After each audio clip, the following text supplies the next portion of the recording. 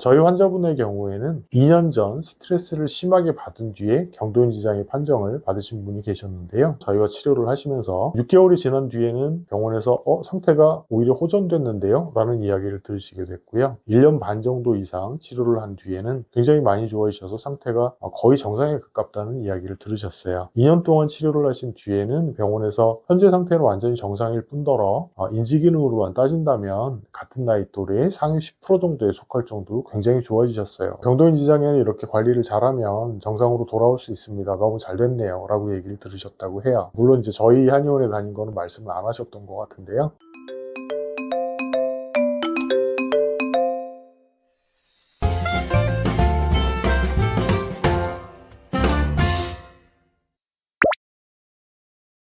안녕하세요. 청래한의원의 이진혁 원장입니다. 오늘은 경도인지 장애가 어떤 의미를 가지는지 그리고 치료될 수 있는지 말씀드리려고 하는데요.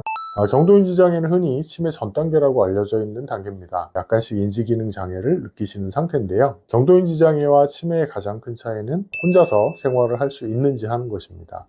경도인지 장애 단계에서는 실수가 좀 있기는 하지만 일상생활은 어느 정도 하실 수 있는 단계가 되고요. 은행에 가셨을 때 혼자서 은행 업무를 보실 수 있다면 경도인지 장애라고 생각하실 수 있을 것 같아요. 반면에 절대로 혼자 보실 수가 없고 옆에서 은행원들이 도와준다고 해도 결국 은행 업무를 보지 못하고 돌아오신다면 그때는 치매 상태라고 생각하실 수 있을 것 같습니다. 그렇다고 해서 경도인지 장애 단계에서도 옆에서 다른 분들이 도와주신다면 생활할 수 있다는 거지 혼자서 아무런 문제 없이 생활을 하실 수 있다는 건 아닙니다. 시간이나 공간에 대한 개념이 약해지신다든지 기억력이 심하게 감퇴되는 경우도 볼 수가 있는데요. 일반적인 노인분들의 경우 1년에 약 1% 정도가 치매로 진행을 한다고 알려져 있습니다. 반면에 경도인지 장애를 앓는 노인분들은 1년에 15% 정도가 치매로 진행을 한다고 알려져 있어요. 5년 정도가 지나고 나면 약 75%에서 80% 정도의 경도인지 장애 환자분들이 치매로 발전해 있다고 알려져 있습니다. 반면에 나머지 20%에서 30% 정도의 환자분들은 완전히 정상으로 돌아갈 수 있는데요. 경도인지 장애 단계에서 치매로 넘어가지 않고 정상으로 돌아간 환자분들은 하루에 적어도 30분 이상, 일주일에 5일 이상은 운동을 열심히 하고 무엇보다 가족들이나 친지들과 자주 만나서 사회생활을 하고 독서를 하고 사람들을 만나는 생활 패턴의 변화와 함께 적극적으로 치료에 임하신 분들이라고 생각하실 수 있습니다.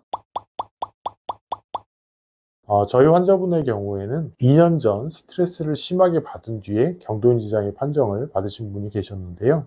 물건을 샀던 거를 놔두고 똑같은 걸 계속 사갖고 오시는 바람에 검사를 하고 나서 경도인지 장애 판정을 받으시게 됐어요. 이때 PET 검사를 해서 뇌에 베타 아밀로이드가 굉장히 많다는 의견도 들으셨는데요. 이 상태에서 저희와 치료를 하시면서 6개월이 지난 뒤에는 병원에서 상태가 오히려 호전됐는데요? 라는 이야기를 들으시게 됐고요. 1년 반 정도 이상 치료를 한 뒤에는 굉장히 많이 좋아지셔서 상태가 거의 정상에 가깝다는 이야기를 들으셨어요. 2년 동안 치료를 하신 뒤에는 병원에서 현재 상태는 완전히 정상일 뿐더러 인지기능으로만 따진다면 같은 나이 또래의 상위 10% 정도에 속할 정도로 굉장히 좋아지셨어요. 경도인지 장애는 이렇게 관리를 잘하면 정상으로 돌아올 수 있습니다. 너무 잘 됐네요. 라고 얘기를 들으셨다고 해요. 물론 이제 저희 한의원에 다닌 거는 말씀을 안 하셨던 것 같은데요. 경도인지 장애는 이렇게 치매를 예방할 수 있는 마지막 기회이고 마지막 단계가 된다고 말할 수 있습니다. 그대로 손을 놔버리거나 너무 걱정만 하지 마시고 완전히 정상으로 돌아올 수 있는 단계이기 때문에 적극적으로 치료에 임해 주시면 좋을 것 같습니다.